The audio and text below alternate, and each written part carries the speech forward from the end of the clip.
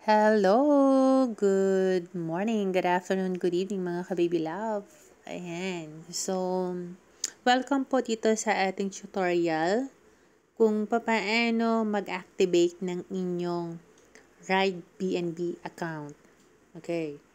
So, nakikita niyo po sa inyong screen yung pong usual screen display sa inyong mga Trust Wallet.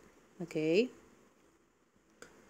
So, ang una po natin gagawin, as you can see, wala pa po dyan yung ating OPBNB coin dyan sa listahan.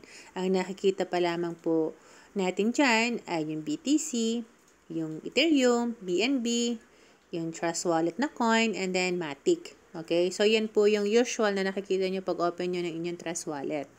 Now, papaano natin maia-add yung OPBNB coin sa ating wallet list? Okay, sundan lamang po ito. Okay? Punta po kayo doon sa taas. May makikita po kayo dyan na parang dalawang bilog. Hindi lang po masyadong visible, pero may plus sign po yan. So, dyan po kayo mag-a-add o dyan po kayo makakapag-add ng mga coins na gusto nyong makita sa main display ng inyong Trust Wallet.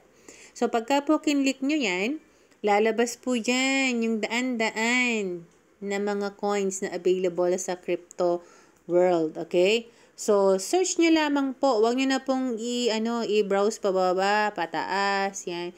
Search nyo lang po, no? Search nyo po dyan OPBNB para po mas madali. Ngayon, kapag po lumitaw si OPBNB, i-click nyo lamang po, no? I-slide nyo lang yung button para ma-on si OPBNB. Yan.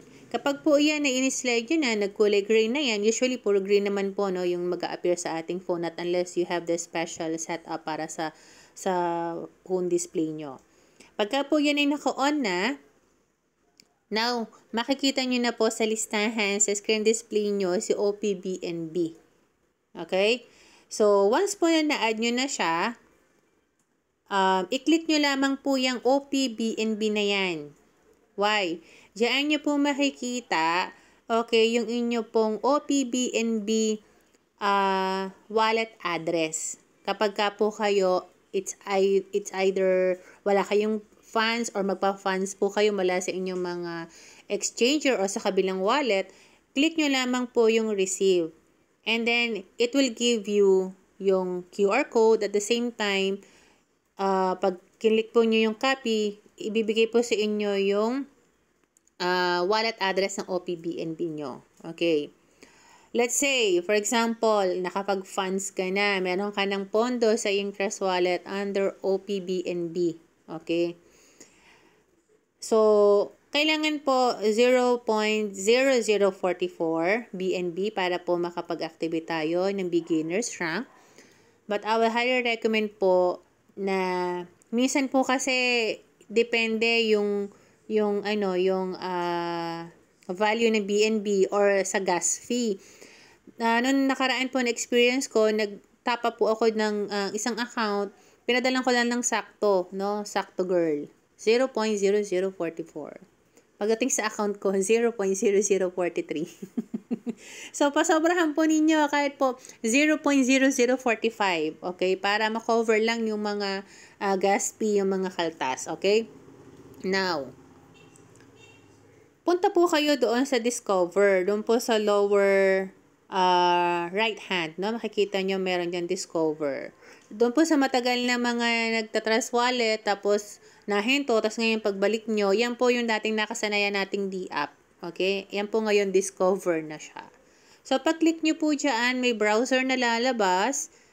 Dyan nyo po i-copy-paste yung sponsor link na ibinigay sa inyo kung sino man po yung kausap ninyo. Okay? Now, dito maraming nagugulumihanan. Okay? Ma'am, inano ko na wala namang nangyayari or naliligaw-ligaw na sila. Now, pagka-paste mo nung link, doon sa keyboard mo, meron diyang, nakatagalog kasi ang setup ng phone ko pumunta or search. Or, sa ibang phone, yung parang magnifying glass. I-click nyo po yun. Okay? Now, pag kinlik nyo na yon, mag-run po yung yung system, okay, tatry siyang mag-connect yung Ride BNB sa inyong Trust Wallet. All you have to do is connect lamang po siya. Click mo yung connect, okay? Pag click mo nung connect, kasi nakita nyo po, naka-Ethereum siya. Ethereum yung nag-connect na network niya. So, kailangan po maging OPBNB din yon. So, all you have to do is punta ka po doon uli sa taas. Yung tatlong dot, i-click nyo po yon. And then, i-click nyo po yung switch EVM network. And then, you select po yung OPBNB. Okay? Nakikita nyo po yan, ang default po niya na Ethereum. So, hanapin nyo po si OPBNB sa may bandang baba po yan. So, yan, select nyo po yan. Dapat po naka-OPBNB po lagi ang inyong network kapag ka mag-a-access kayo kay Ride BNB. Now, may magpa-pop up dyan, connect. Okay? Ngayon, doon po sa iba, kasi itong pinapakita ko sa inyo, ito ay iOS. So, meron akong isang video tutorial na para naman sa Android. Okay? So, i-click mo yung connect. After mo mag-click yung connect, lalabas dyan yung sponsor ID. Siguraduhin po ninyo na tama.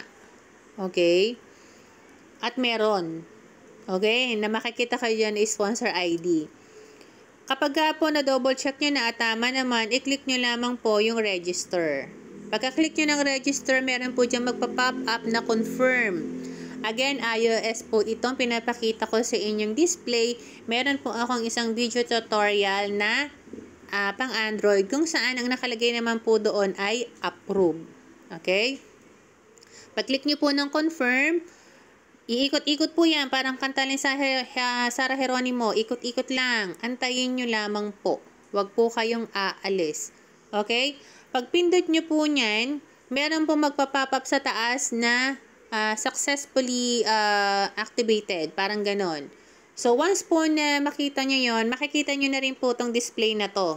Magkasabay po yon. Hindi ko lang nakuhanan kasi ang bilis pag screenshot ko na wala na yung nasa taas na nag-pop up. Malalaman nyo po na activated na yung account nyo once meron na po kayong user ID, which is nakikita nyo is 203846. Kung ano yung rank, kung kailan inactivate, kung anong oras, at kung sino ang reg-referred. Okay?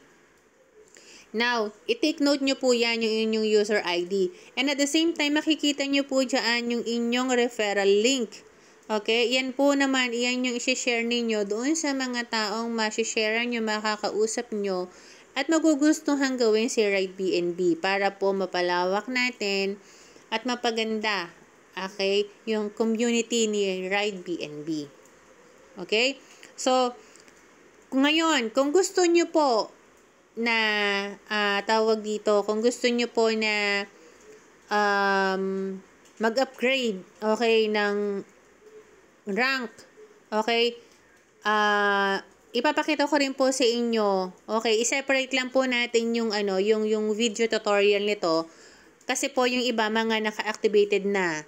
So, napakahaba naman kung napapanoorin pa nila yung mula umpisa nung activation. So, hingi nyo lamang po yung link doon sa inyong kausap para po mapanood nyo po kung paano naman tayo mag-upgrade. Okay? Sana po nakatulong itong video na ito para po mas mapadali ang inyong pag-activate para maging kabahagi ng komunidad ni Ride BNB. And keep on sharing lamang po yung opportunity na ito para po makapag-ipon tayo ng BNB. At the moment po, ang price po ni BNB ay nasa 30,000 plus na. Okay, nasa 500 plus USDT na siya. So, sooner or later, papampa po yung yung value niyan. Kung kailan, hindi ko po alam. Kung anong oras, hindi ko rin po alam. Kasi ganyan naman po sa crypto world, no? Hindi po natin alam at walang nakakaalam. But, ang alam ko lang is, meron ng pagkakataon na makapag-ipon ng BNB, ay ginrab ko po, no, sa pamamagitan nitong Ride BNB platform. So, yun lamang po, and mag-ingat po ang lahat, and God bless us all.